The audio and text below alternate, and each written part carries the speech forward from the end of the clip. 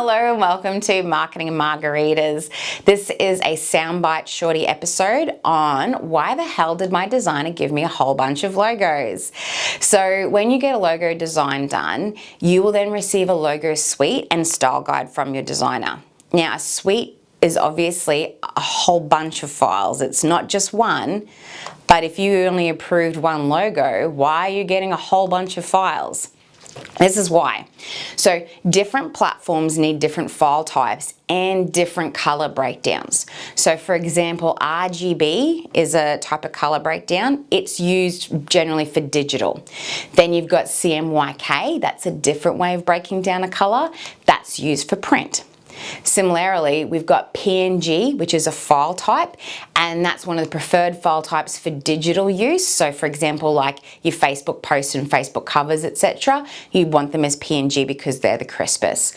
Whereas an EPS or PDF file type will be what your sign writer wants when they're putting your signage together for your building or your car or whatever. There's also different formats for the logo itself. So for example, you can have stacked or landscape. There's your logo mark as well. So for example, you know, McDonald's have the M, that's their logo mark, and that's often used as like your social media profile pic, so it's quite an important one. And lastly, you have reversed out and mono versions. So your logo is going to be used in all kinds of different places, not just, you know, perfectly on a white background every time. So for example, you might have like social media templates, and you might put your logo like over, like you might have a photo and you just overlay your logo in the corner. You know, if you were to do that on some photos, it might be way too busy because of the photo underneath the logo, and so your logo might actually be illegible. That's where you want like a full white or a full black logo might be better. Plus, there's some things like uniform embroidery or certain types of merchandise that can only be printed in one color, so you need a file for that. Basically, there are a bunch of files you should receive when you get your logo done, and my biggest tip here is to download them all. So we have had clients, and obviously everyone knows their own industry well, but they don't know necessarily other industries, so you've got to let people know these things.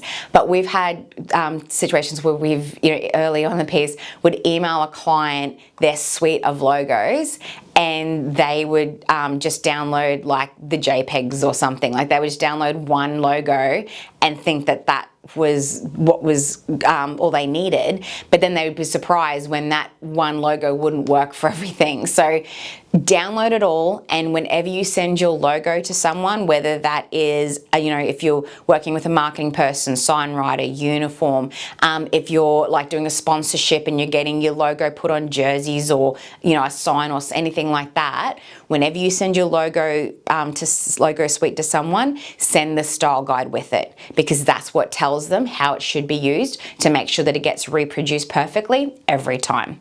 Hope that helps. Cheers.